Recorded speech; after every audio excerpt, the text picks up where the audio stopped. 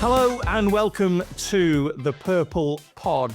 My name's Pete Morgan. I've been a Prince fan for 30 years, and what I wanted to do was sit down with other Prince fans and talk about the albums of his royal purpleness. And today is no different. Serj joins us. Serj, how you doing? I'm very well, thank you. Very well. Good. Excellent. So we're going to be talking about Batman. Which was he was 11th full-length studio album. Before we get into it, what is it about this album? Why this one? Well, I was born in 1981, and so I would have been about 9, 10, just discovering music at that time. 80s I was growing up with my uncle. My uncle really into his music, and growing up, so he was a very heavy influence on what music I listened to and what I was into. And obviously Batman, comic book hero, and I distinctly remember that in 1989 that my uncle was going to go to the cinema to watch this film. Right. And I didn't know who Prince was. I was only a 8-year-old, and but I do remember my dad saying, "Oh, Prince is doing the soundtrack to this." Didn't think nothing of it, but yeah, when I think about the Batman album, this is what it is. And as I was growing up, about 10, 11, I got into listening to music, hip hop, and rap, etc. Obviously, we were into our Indian Bhangra music as well. But Prince, my uncle was a massive fan of Prince, and I remember, when he used to take us in his car, Prince was on.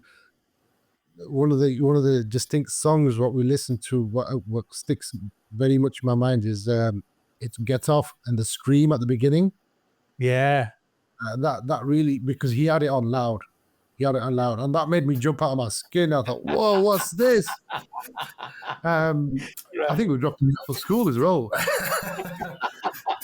And yeah, so as I'm growing up and I'm discovering the albums, I'm discovering the songs, I'm learning about the songs, Batman album really stuck out to me because obviously of the link and what Batman meant to us.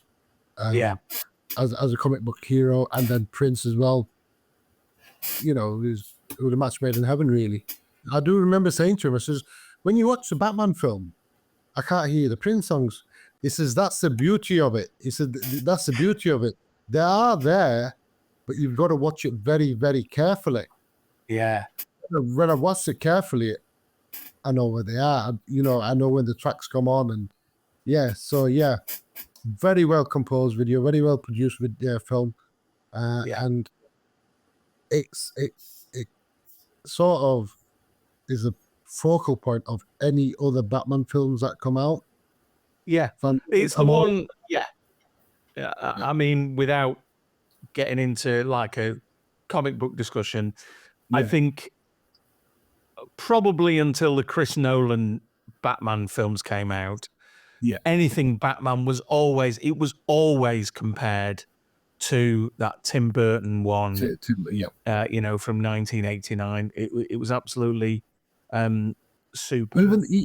Even Joker's character, even the recent Joker character. I was just reading up on Jack Nicholson and how he wasn't embracing that, and hang on, that you just got my mind thinking about that as well. No, it works at the right time. Obviously, there've been kind of superhero movies done before, and they'd not. I think Superman probably the biggest one, but they'd never really kind of hit as well as Batman did in 1989. So let's do a couple of facts about the album Batman, as we say, the 11th full-length studio album, the first and only time that it was a soundtrack for a movie in which he wasn't involved as an actor.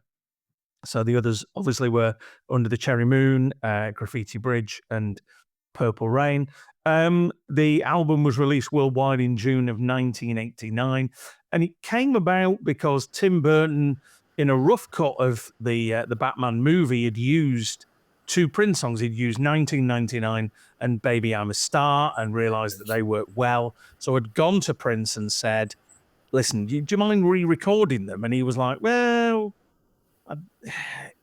possibly. And he wasn't convinced. Visited the movie set in January of 89. He met Tim Burton, discussed the concept, watched a rough cut portion of the movie, and he became so interested he considered cancelling the Japanese leg of the Love Sexy tour to do it, but it would have been just too costly. And the album essentially was completely recorded in 6 weeks, which, if you listen to it, it's Prince. It's Prince. It really is. It's so, we were talking about Love Sexy, and Dean came on to talk about that. Yeah. And, we were saying that was done in about 2 months from him kind of cancelling the Black Album. And we were saying, 2 months, it was a little over 2 months maybe. That's a quick turnaround, and on a couple of the songs, he had the band with him. But with this, it was him. Obviously, he had Sheena Easton on a couple of tracks, and this was all him. It was something that he lost a lot of money with the Love Sexy tour. Yeah, he nearly went bankrupt. So you kind of not forced to do it, but you're kind of obliged to do it, obviously. And growing up, he could play the Batman sound on the piano. So that's one of the things I learned about him. And so he jumped to it. He jumped at it. But as he's watching the film and he's getting into it, he sort of relates to Batman and the Joker thing. We'll probably get into it later on in the podcast. How he then has the double identity. Because he was he'd been doing really from as far back as like Jamie Starr and for like Dirty Mind and stuff like that. There's been those alter egos, but he was much more much more explicit with Gemini in this one. And what he also did on this, this was my first full-length album that I heard, because I got it. I mean, I've already spoken about this, but I got this with Britannia Music. So the Britannia Music Club, and of course they used to send you 2 albums, every month, and if you didn't send them back within about bloody 45 minutes, then you had to pay for it. Yeah. And this was one that they sent through, and I knew a little bit about. I mean, I was aware of Prince because of Purple Rain and You Got the Look and the big hits. But I listened to this and I was like, yeah, I like this. This is a bit nice. But what I didn't realize until quite a bit later is every track is from the perspective of a character. Every song on the album is as though it's been sung by someone in the film, by a character in the film, whether it's Vicky, whether it's Bruce Wayne or Batman or the Joker. They all have a chance to sing, and he's singing almost in character, which again I thought was a brilliant move. Fantastic move, yeah. Let's start at the beginning then. First track is The Future. He kind of put the basic down for this in February of 1989. And one of the things I love about this, and again, we might as well get this out of the way now. Almost none of the songs featured on this album appeared on like a greatest hits album or a compilation album, because they couldn't, it would have been too expensive to pay for the rights from Warner Brothers movies. So as brilliant as a lot of these songs are, they've never appeared, on like the hits or the hits 2 or the greatest hits of Prince or any of the other versions. I think the B-side album, you know, the hits on the B-side, 200 Balloons does come on there, but it's not on the album itself. No, well, because 200 Balloons, and it's really odd as well. So 200 Balloons he wrote for this. Yes. But he also wrote Rave Unto the Joy Fantastic, yes, which, did, of course, he didn't use for like another 10 years. There's quite an Mary Prince. Yeah. Yeah. You know, there's quite a lot of music that he used to produce. He's produced earlier on in his career, and we've only got to heard it. You know, I know we're listening to stuff now what you released from the vault, but even through while he was alive, he was releasing stuff. Well, the Crystal Ball album. Yeah, that was meant to be released when it was meant to release earlier after the Sign of. I think that was meant to be the Sign of the Times album. Yeah, Sign of the Times was was going to be Crystal Ball, but I think it was going to be at least a triple. And Warner Brothers were like, "Oh, all right, calm down now, come on now," and managed to convince him to trim it down to a double album. Yeah. But the future, what I mean, again, as any good opening song does, it absolutely stamps the authority of what the album is going to be. You know, it's going to be upbeat, it's going to be funky, it's going to be quite electronic, really. A lot of synthesizers and drum machines involved in the album rather, you know, than analog instruments. Yeah. And the lyrics are pure Prince, you know. Pure Prince. Like I said, as I've got older and I've listened to what he's trying to tell you in the lyrics, the words that stick out, and I sent it to you in the email. I see the future and it will be. So he's probably telling you that this is going to happen. Yeah. Say Illuminati, whatever you want to say. I see the future and it will be.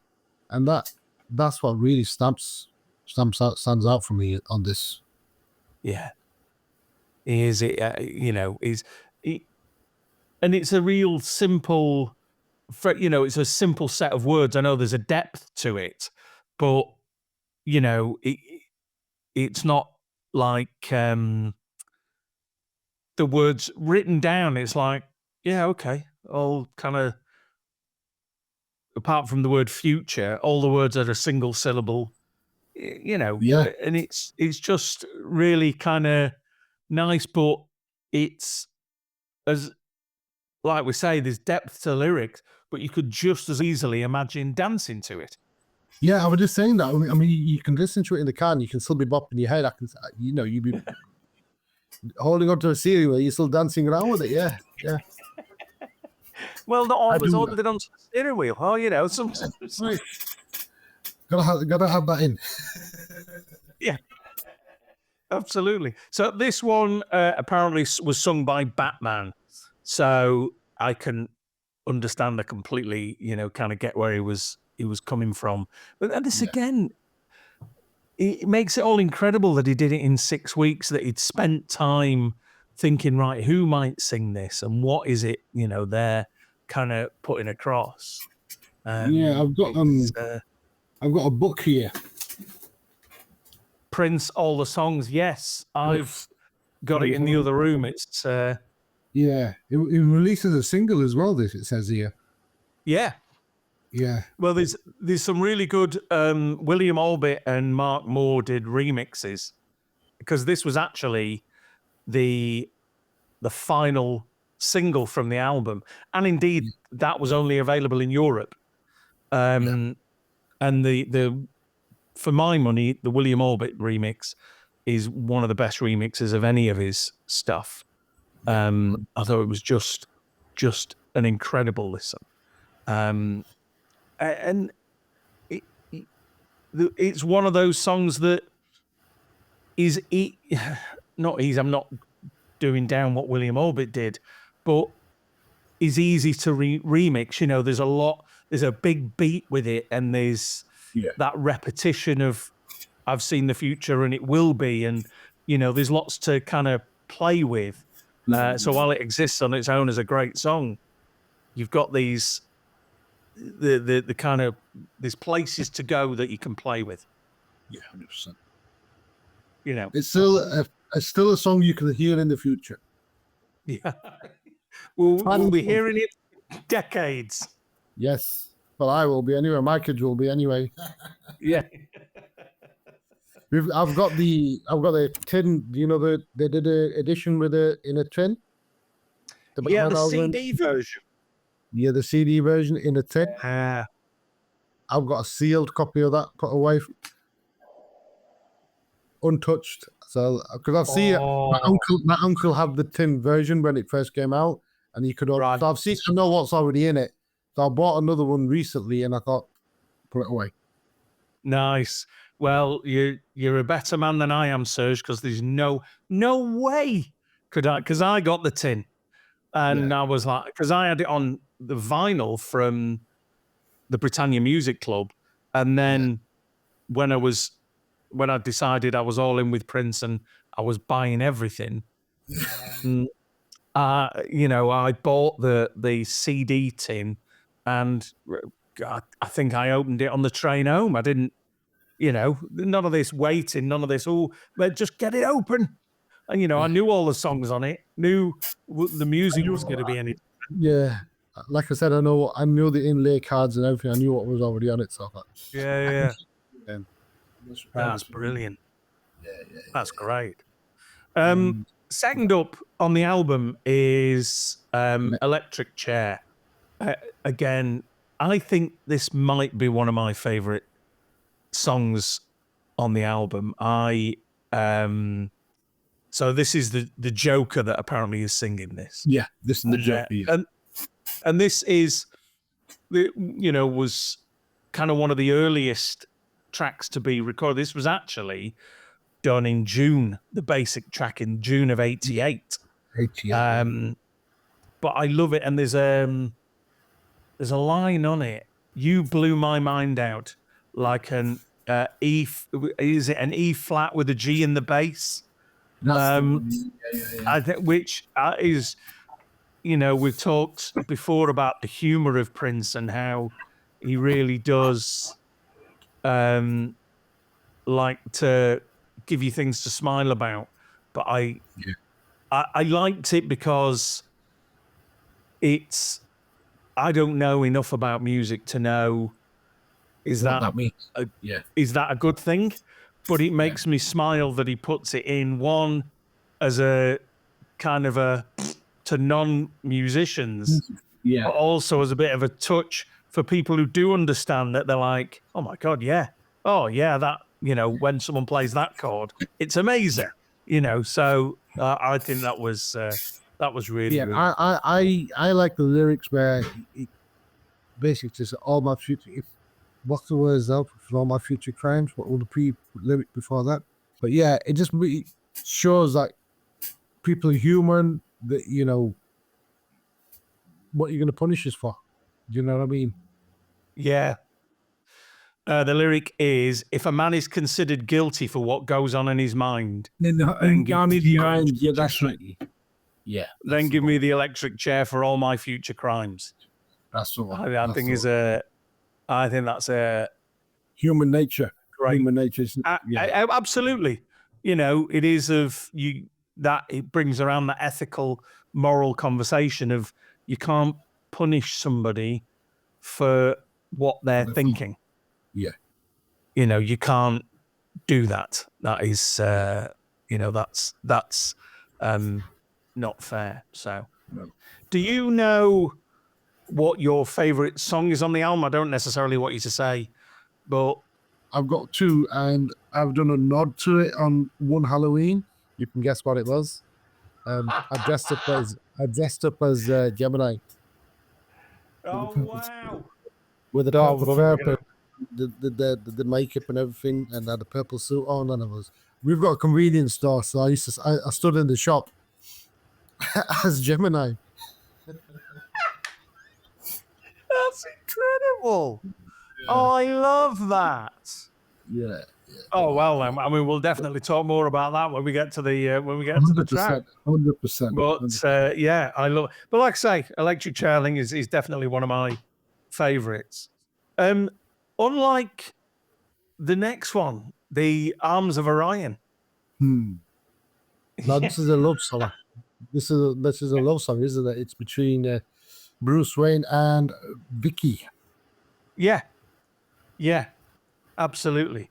What? Yeah, I mean, you know, we knew, or we know that Prince can write a love song. He can write a ballad. Yeah, He knows how to make you fall in love. of course he does. What do you make of this one? Well, like I said, I've been reading up on it, and Sheena Easton wrote it with him. Yeah. And the Arms of the Orion is basically where two lovers are apart, and that they're looking up at the Orion, yearning to be together. And the Arms of the Orion, that's looking out to them, and that's bringing them together. A lovely song, beautiful song. Like I said, it's apt for the characters that Tim Burton is trying to portray. Yeah, I think they really do kind of come together, quite nicely. It was, and I think with almost all of the songs, bar a couple, when we hear them in the film, you don't hear any lyrics. It's just a bit of the music, or it's just, it's not like a musical. No. And of course, we've got to say that Danny Elfman wrote a great classical orchestral score for this album. Yes. That was also released.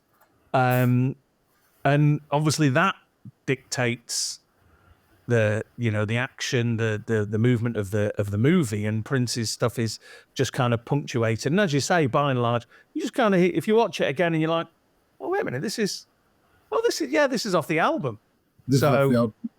Yeah. I'd recommend listening to the album, which I've been doing quite a bit over the past few days, and then watching the film, the 1989 Batman again, because it just so you can hear the one, so that you can kind of recognize the bits of the movie that are included in the songs. 100%. Yeah.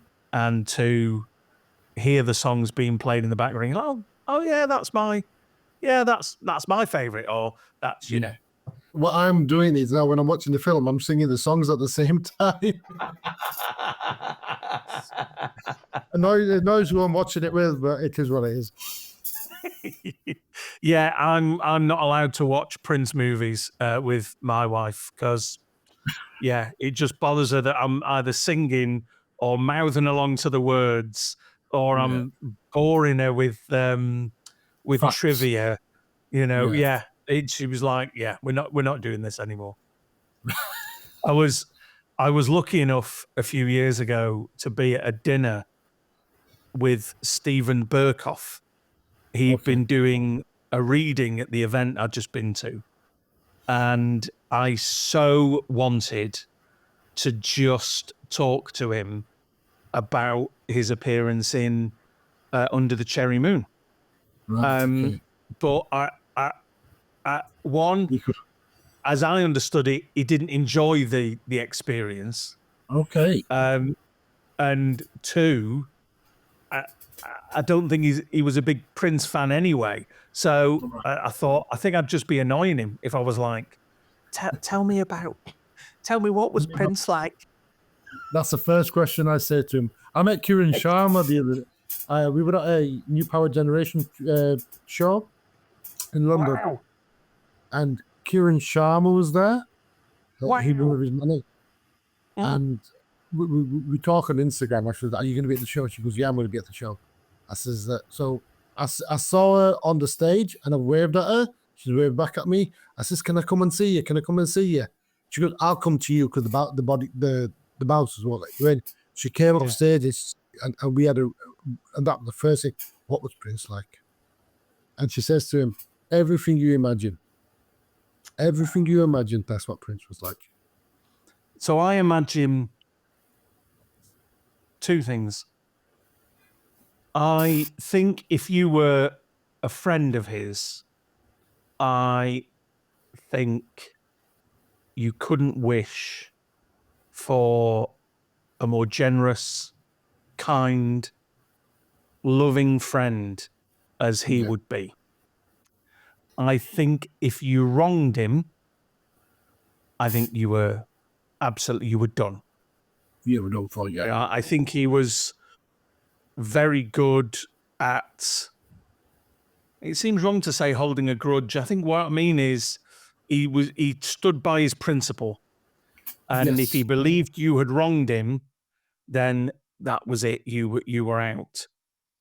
Because I always felt if I met him, I don't think I would like him because I would be meeting him as a fan, and I think he would know that, and the barrier is up. Yeah. So we all do this when we meet these people that we adore. You want to kind of go hi, and them go hi. Won't you come and be my friend? But in reality, that's not going to happen. So that's why they said never meet your hero. Yeah, absolutely. And in a way, I'm glad I didn't. But yeah, that's the impression I always got of him, that he was, a great friend. And the thing that always sticks in my mind, I don't know why, Madonna said that he reeked of lavender. Yeah. She said really, and that has, for some reason, has always stuck with me, that, he smelled of lavender. But yeah, and clearly, Sheena Easton and he got on. They worked together quite a bit. I think they were in a relationship as well, weren't they? There was a small relationship with it, yeah. Yeah. And he produced 3 albums for her, which is rare. He didn't generally. He might do 1 or 2 with different artists, but 3 with Sheena, and she did 2 fairly significant duets with him.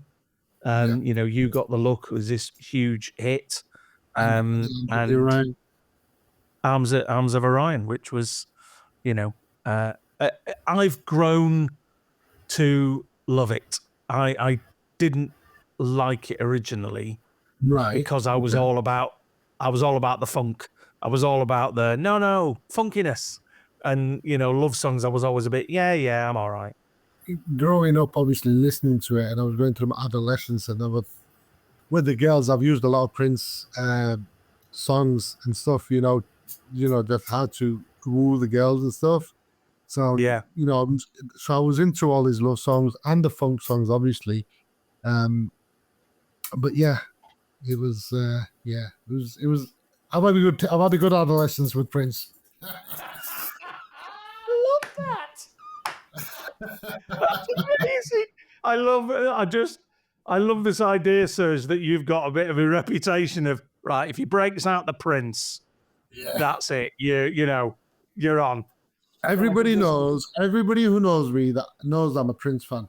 My dad, he was at a function recently, and he says, "Are you Serj's dad?" He says, "Yeah, the Prince fan." Yeah, I when he died, I got messages from so many people that I'd not heard from in ages, going, "You were the first person I thought of." Exactly. Yeah, which was very sweet. Because growing up, I'll tell you another reason why I've been a big Prince fan. I was the first Sikh turban boy in my grammar school. It was predominantly, it was a white school. but they had Sikhs there, but they didn't wear turbans, and I was the first one there, so I stood out like a sore thumb. But I started school. I started school at 1992. Now, if you think back at Prince's career, 92 and 93, that's when he was falling out with Warner Brothers, and he changed his name to The Symbol. Yeah. So that's why I resonated with him. And I used to think that, hey, Prince, he's a bit strange. He's got slave on the side of his face, and people taking the nick out. I mean, there was rumors about his ribs being removed and etc. and etc. And I used to get bullied about that as well. And the people growing up to me, and like I said, when Prince passed away, they were the first people who offered the condolences to me. Yeah. Yeah. You know, we thought of you straight away. You're the only super fan I know, and you're still going strong. And you know how it was quite a deep. 2016 was a rough year for me financially as well. Right. We lost a lot of money in the business.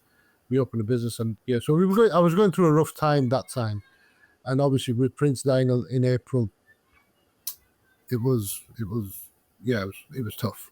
It was tough. Yeah, it was. But so just going back to when you were saying Prince was pretty good to me in my teenage years. Yeah. So if you had either brought somebody back to yours or what's your Prince song that you're breaking out that's like, this is the one? Oh, if I bring somebody back, it's going to be Insatiable. Oh.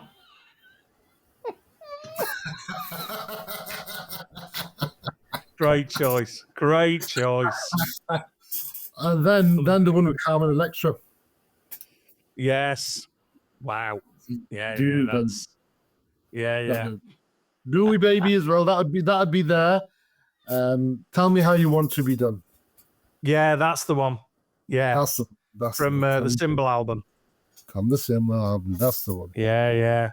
Wow. Good. Well, yeah. I mean, to be fair, Serj, I'm getting hot under the collar myself, and you know, we're speaking over the internet. So we've had kind of the first love song of the album, and then we get on to I mean, your favorite track. I mean, it's just an incredible song, Party Man. Yeah. It's this again released as a single, but even though an incredibly successful single, as we say, wasn't included on the hits album, although when it was included on the single on the Peach single. Okay. But they edited out the bit at the beginning with Jack Nicholson. Gentlemen, let's broaden our minds. Lawrence? Exactly. That was taken out. But Vicky Vale's Oh, I Love Purple was left in. Right, so yeah. I don't know whether it was licensing or whatever. But so that's the version on the. I'll have to look for that now. The single of Peach that was on. Yeah. The single of Peach. Yeah. And just like in the movie, this is as though the Joker is singing it. This is Prince is singing it on behalf of the Joker. Yeah. And this is one of those that we hear the song properly in the movie. It's a big movie. Yeah. You know, big part of a scene. He's used parts of the movie in the song as well. So when you listen to the song isolated, he's got parts of the movie in there. Yeah, because apparently I'd either read or I'd heard that all the clips from the movie that are on the album are from kind of a rough cut. It's not the master, not the final master of the album. And that's why some of the quality isn't brilliant, you know, because he did kind of work off not a completed version. Oh, Have you seen the full length video of Party Man? I have, but not for a while, but I have, yeah. I mean, it's worth seeking out. I'll put a link to it in the show notes. The full, again, I think he'd really kind of embraced these characters that he was creating. And so basically it's a high society party. The new power generation are playing, and he turns up as this character, and kind of chaos ensues. But this I remember this one. This is where he's got a monkey in one of them, and that's this kind of dig at Michael Jackson. Yeah, absolutely, it's a dig at Michael Jackson. Yeah, he does that, and there's some model, and she asks for a light for a cigarette, and he gives her some dynamite. Also, I mean, it really is quite slapsticky, but just really, just brilliant, And again, I watched it recently because I knew we'd be speaking about the album. Yeah, and it was just, it's absolutely tremendous. And also, I love how they've done his makeup, and I had to replicate that. Yeah. So is this what you were basing your Halloween character off? Halloween character, and it took a lot of guts for me to do it, but I did it, and I'm glad I did. It's on my Instagram. I've got you on my Instagram, and I'll send you the link. Yeah. Well, again, if you don't mind, we'll put a link in the show notes, and people can come and. That's fine. Yeah. That'll be absolutely fantastic. Come and have a look at that. So that'll be absolutely brilliant. And if you get the chance, the Purple Party Mix. So he released, because I went through a phase of buying loads of 12 inches of Prince, the Prince 12 inches. And the 12-inch of Party Man had like different versions. So it had the video version on, and it had a thing called the Purple Party Mix. And that had clips of other songs in it, others of his, like Sexy Dancer, Wanna Be Your Lover, Party Up, Housequake, Alphabet Street, Erotic City. It's a lovely thing. And clearly at this time, he had really got into sampling, and we can see that on the album. He'd really got into that sampling mindset. And whilst I don't think he did the Purple Party Mix himself, I think he absolutely would have had a bit of a guiding hand in it. 100%. It was. I think he liked to get. He wanted to get involved in everything. Yeah. So why is Party Man? Why is that your kind of favorite, or one of your favorite songs? That's my track, isn't it? I love dancing to that. I just love it, the way it's upbeat, the cheek, that's the one that gets me going. It's energetic. When I'm feeling down and I'm working in the shop on my own, that's the one I say to Alexa, play Party Man. Oh, nice. Volume 10. And it's on. And then I'm dancing, and then the customers are coming in, and they're dancing along with me, and I think, this is the one. This is the one. This is the craziest thing. How can you argue with that? Yeah. And also, how can you stay still? You can't stand still. Not to party, because it is a party song. You've got to dance to it. I was at a birthday party a couple of years ago, and the DJ knows I'm a Prince fan. It was an Indian dude, and all of a sudden, gentlemen, let's broaden our minds. I just looked at the DJ, and he said, "That's for you, sir. That's for you." Oh, brilliant! Oh, that was good. That's great. the next song is Vicky Waiting. Yes. Which is only heard as an instrumental in the film. I think it's playing in Vicky Vale's apartment when her and Bruce Wayne have dinner and the Joker turns up. I think it might be playing then, but I'd have to kind of go back and check. Not originally written. It wasn't written for the movie, was it? No, it was written for his then girlfriend, Anna Garcia. Yeah. Who was underage. And then that was, it was called Anna Waiting. So I keep Anna waiting. Yeah, so he just... Yes, he just changed it. No, he asked her permission to change it. Yeah. On 31st of December 1988. And she obviously said yeah, and it was called Vicky Waiting. Because that was...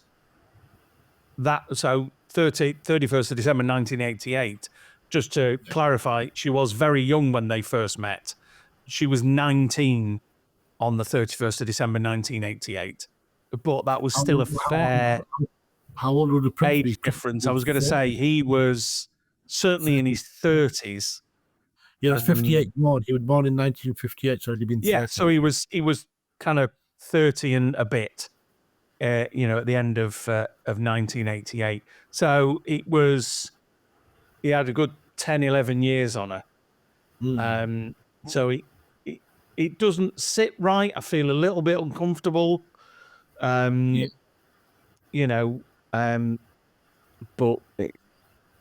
Anna Garcia has only ever been incredibly, complimentary about him. There's been no insinuation of kind of any wrongdoing or anything, but yes, it was written for her, and obviously this song credited to a character from the movie. This is Bruce Wayne singing this. Singing this to Vicky. I love this one. Because one of the things I really liked about it, again, is that kind of that humor that's in it. That I tell her the joke about the woman who asked the lover, "Why's your organ so small?" And he replied, "I didn't know I was playing in a cathedral." Vicky didn't laugh at all. Which again is very Prince. Now going back to my adolescence, I had an incident like that where you're trying to be funny with a girl and stuff like that, and you think it's funny, but the girl doesn't laugh. Yeah, exactly. There's nothing. Yeah. Because I think I only played that for a girl. I didn't tell the joke. I played the song and was like, listen, he tells a joke in the song. And yes, it did not, didn't go down that well. So, funnily enough, we're no longer together. No longer playing in the cathedral. Exactly.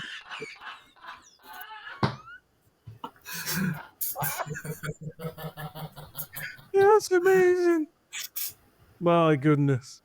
But but like I say, I really like that. That finishes, and then there's two songs. The next two, I always kind of get a bit mixed up. I always, think one is the other. I always kind of, so the first one is Trust, which there was a promotional release of that in Hong Kong for some reason. In late of 1989. It wasn't a commercial release, but it kind of was out promotionally, like it was included in a magazine or something as a single on its own. But but yeah, and again, there's been remixes of this done, but they've never been released. Shep Pettibone did some remixes of this, but they've never seen the light of day. This is the Joker that's singing Trust. Oh, this is the song what Tim Burton wanted Baby I'm a Star to. You remember we were talking about that? We chose two songs from yeah. So this is the one what Prince replaced Baby I'm a Star with. Fantastic song. Again, played in the scene of the movie. Played in the movie. It just really sits well. With the film. And Is this? It's one. Is it where the money's falling down, where the Joker? Yeah. Yeah. Yeah, because then he gasses them with the balloons because Prince did offer 200 balloons, but Tim Burton rejected it. Yeah. And this is one of the. Sorry. This has got the line of, take the pictures. Gotham's greed. Gotham Greed, yeah. That's where it. Yeah. That's where that's comes from. And there's a line in the song that isn't attributed to the Joker, which is, "Who do you trust if you can't trust God? Who can you trust? Who can you? Nobody." That was Prince singing that rather than the Joker who sang the rest. Trust, for a long time, was my favorite song on the album. Right, okay. Because it's got some really good funky bits. It's got some kind of nice, I love kind of deck stops, where we get like a gap in the music, and I love the little kind of effects that was in it as well, and I know it's in Lemon Crush as well. But yeah, I thought Trust was a great little song. I thought it really kind of nicely and was funky, and you could dance to it. Again, when I hear the word trust, a little side voice, who do you? Yeah, exactly. It's there. It's all who do you? Yeah, absolutely. Even now. Yeah. Yeah, but I think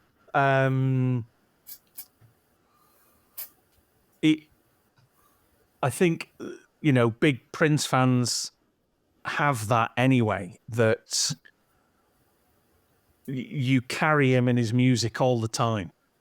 All the time. And it's like innuendos, they become Prince-uendos. Do you know what I mean? I love that. Yeah, Prince-uendos. That's exactly what it is. That's absolutely perfect. Yeah. And the next track was Lemon Crush. Yeah. This was kind of the basic track of this. Apparently was done so. Kind of revamped Anna Waiting to Vicky Waiting, and also The Future was all done in this one. And this is Bruce Wayne singing this. I mean, looking at the lyrics, I'm not quite sure how. There was a lot of slang in. There's a lot of slang in these, and obviously, it's called Lemon Crush. Funnily enough, obviously, Anna Garcia was an influence. That was her favorite drink at that time, Lemon Crush. Oh, is that where it came from? That's where it came from. All right. Because it's just, as a song, lyrically, I think it's really throwaway. I think it's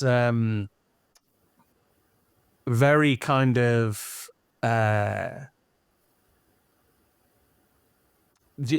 just throwaway. It's not traditional Prince. It's not what you would expect. Like I said, I mean, I've got the lyrics in front of me now. It's saying, if I'm working at my jobber, I'm the victim, you're the robber. no matter how much I try to stop, I can't stop thinking about you. Yeah. And like I say, it's not, you know, it, it, I don't think there's a message in here. I don't think it's not a protest song. I think he's got a groove and was like, right, okay, this is the lyrics that'll kind of go with that. Yeah, exactly. So now we're on to Scandalous. Yeah. It was released as a single. His dad was credited as a co-writer on this, but no, nobody seems to know what he did on this. So I don't know whether it was a piece of music that he'd written and Prince had kind of taken on, or and this is Prince singing on behalf of Batman. He recorded this on a day off from the Love Sexy tour. All right. Okay. They'd it was a busman's holiday. Exactly. They'd played North Carolina. They were going to be playing Philadelphia the next day. And he was like, I got a day off, quick, get in the studio. And, and went back to Minnesota to do it. So it was, so that's where, and of course, this is the session that Kim Basinger took part in. Right. Okay. Yes. So Kim and Prince, I think again were dating. They did get into a relationship at this time. Yeah. And he released something called a maxi single, which as far as I was concerned was just a 12-inch, called The Scandalous Sex Suite. Yes. And apparently Kim was involved in that. 20 minutes. 20-minute long version of the song. So, have you heard the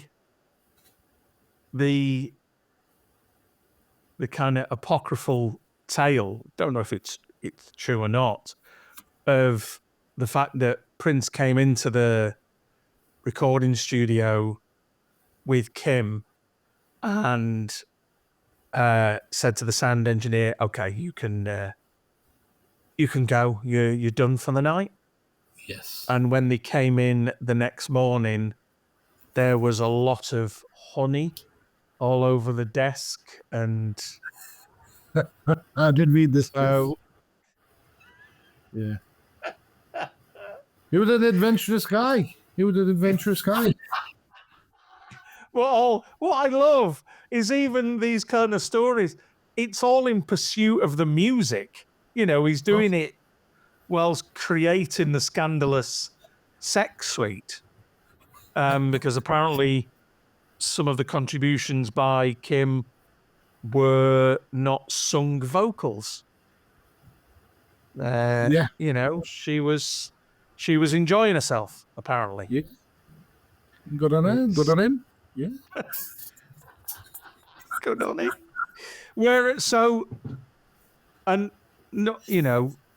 I love Prince's falsetto, and I love it when he did these kind of love songs that felt more. So Arms of Orion it's a pop ballad, but this feels like a bit more of this, like a bigger, like this lush ballad. Yeah. It felt proper. You'd only put it. You put it on for special people. You know what I mean? Yeah. Yeah. If Scandalous is coming on, then you're a special person. 100%. Whoever's listening in, that's what it is. So if I've got Scandalous on, you're a special person. I love it. That's amazing. Yeah. Oh my goodness. What do you think of this one? Yeah, again, you thought about it's one of those ones you would. It's quite intimate, isn't it? It's one of those ones you wouldn't want to listen to with. I wouldn't feel comfortable listening to with my dad. No. Yeah, if I was driving in the car and this came on, driving with my mum and dad, I'd always just skip this one. Yeah. No need for that. Yeah. Yeah, it's. But you're right. There's a real. That's the word I was thinking of when I was saying, I love his falsetto anyway, but I love. There's a real intimacy with this that isn't there with Arms of Orion. It is it reminds me a lot of If I Was Your Girlfriend from Sign of the Times. Yeah, it is that kind of even that one. They're the kind of songs that when someone sends you a naughty message on your WhatsApp or something, you hide it, don't you? These are the things that you would. These are quite personal. Nah, I ain't sharing these with you. So that's the same with If I Was Your Girlfriend. If I was your girlfriend, if anybody else was singing, that's a bit weird. That isn't why is a guy singing If I Was Your Girlfriend? But you got to get into it. You probably gets into the moment with the lyrics. Yeah. I mean, he really does. Like I say, if you listen to that Scandalous Sex Suite, then he really does get into it. But I again feeling very hot under the collar now. I feel a little bit all unnecessary. Let's go to the final track of the album. Bat Dance. I mean, another one. It was. Now, back then there used to be a lot of we used to watch a lot of Bollywood films. Right. Now, this is the only track that I've heard played in a Bollywood film. Really? Yeah. I will send you the link. It was one of the biggest Bollywood actors in the world, Amitabh Bachchan, dancing to Bat Dance. Get that fuck up, Batman. I don't know how it's got in that film. I have no idea why that track is in that film. I don't think it's got anything to do with Prince. I don't think. All I know is because it's a Batman song. Indians could relate to Batman. It's in the film.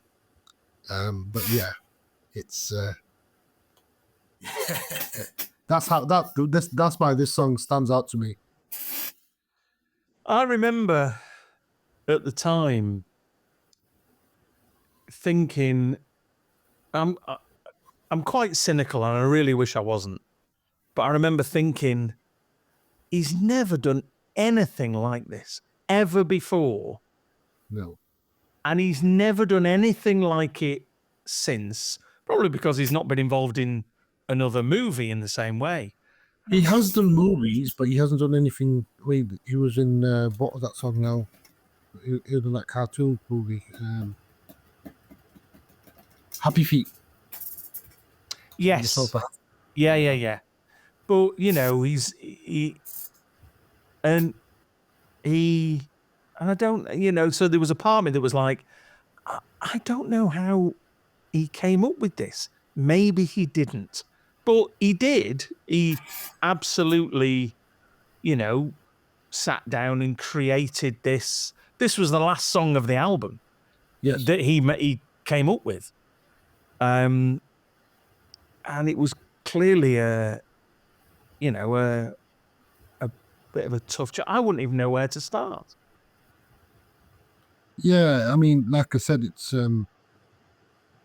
it was a very mixed up song. I mean, it's got some you know, it was just, was it him portraying his childhood?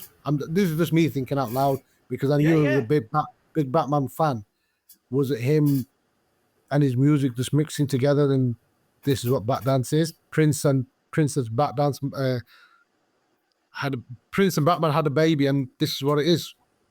Do you know what I mean? Yeah, I love that, because so this is what he created Gemini for, which was basically half Joker, half Batman.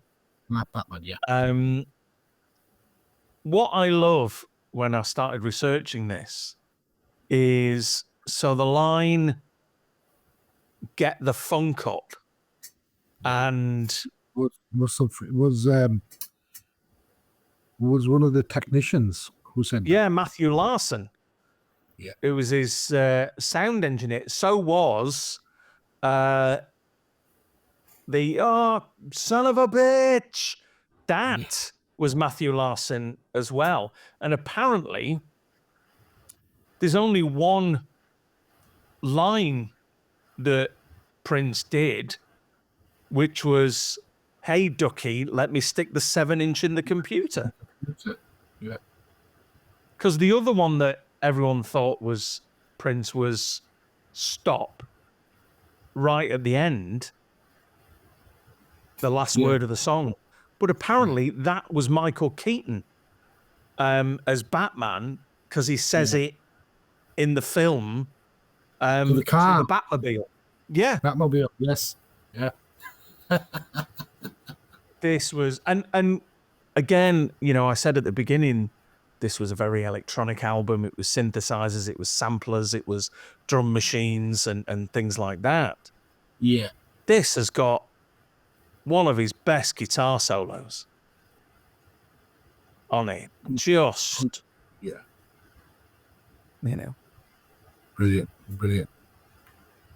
Absolutely, absolutely brilliant. Yeah. Serj, I've really enjoyed kind of talking through Batman with you.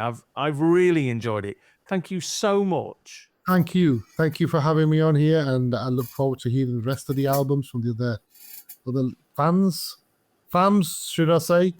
And yeah, I look forward to it. Thank you. Well, just to finish off, just tell us, what does Prince mean to you? What does Prince mean to me? Prince means to me everything. Everything. He's in my blood. I bleed purple. Might be controversial. I am a Sikh. As well, and learning about his altruism, learning about his thinking, really does. It really does steer how I think about the world now, and what I'm going to do. One of my things, I believe in that the world is a hurtful place, and it's only going to get tougher. We need one another to help each other, love for one another, and these are all Prince. It also is in Sikhi as well. It's also is in Sikhism as well. Yeah. But it is Prince as well. Brilliant. That's Serj, thanks very much. No problem. Thank you very much.